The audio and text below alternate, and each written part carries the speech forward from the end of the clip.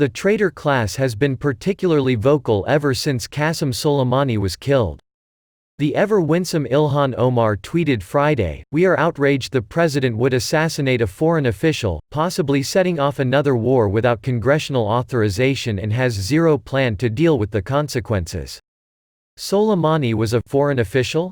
Isn't Ilhan Omar aware that Soleimani was no staid and stolid Iranian official sitting bored behind a desk somewhere in Tehran, but was responsible for the deaths of over 600 US soldiers in Iraq?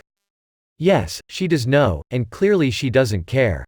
We know that she knows because she adds in the tweet, "We are outraged the president would assassinate a foreign official, possibly setting off another war without congressional authorization and has zero plan to deal with the consequences."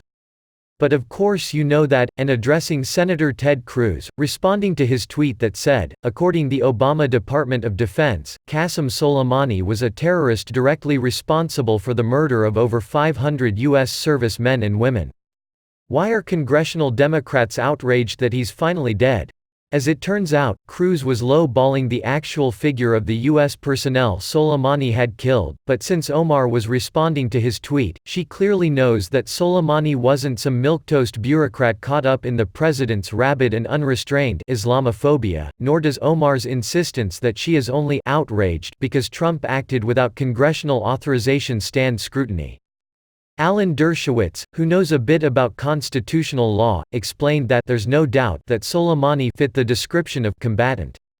He was a uniformed member of an enemy military who was actively planning to kill Americans, American soldiers and probably, as well, American civilians. The attack was consequently legally justified. There is also the telling detail that Soleimani was not killed in Tehran, but in Baghdad, where he had arrived in the wake of the Iran-engineered siege of the U.S. Embassy, apparently to coordinate new attacks on the American forces that had ended the siege. Omar, however, is sticking to her story, explicitly denying that she is angry because Soleimani was killed. She warned in a tweet on Friday afternoon, "They're going to accuse anyone who cautions against war of siding with our enemies or supporting terrorists. This is the exact rhetoric that got us into the war in Iraq, don't fall for it." Of course, but compare Omar's stated outrage over the killing of Soleimani unauthorized by a fiercely partisan House of Representatives that has been hysterically hostile and demonstrably unfair to the president.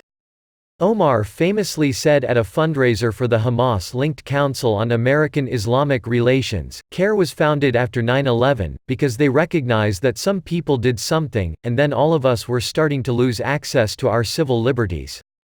You can't just say that today someone is looking at me strange, that I am going to try to make myself look pleasant. You have to say that person is looking at me strange, I am not comfortable with it. I am going to talk to them and ask them why." Omar demonstrated no outrage whatsoever regarding the 9/11. The only thing she seemed to be outraged about in her CARE speech was that Muslims had supposedly lost access to their civil liberties after 9/11, although she didn't offer any evidence about this supposed victimization of Muslims. Her claim that CARE was founded after 9/11 was also false. Omar's cavalier attitude toward 9/11 makes it harder to believe her claim that she is outraged over the end of Soleimani only because Trump didn't seek congressional authorization. A thought experiment: what if Soleimani had been a non-Muslim military officer who was responsible for the deaths of over 600 Muslims? Do you think that Omar would express any form of outrage for any reason if such a man had been killed? And of course here yet again, the establishment media should be challenging Omar about her statements, and helping Americans discover exactly where she stands.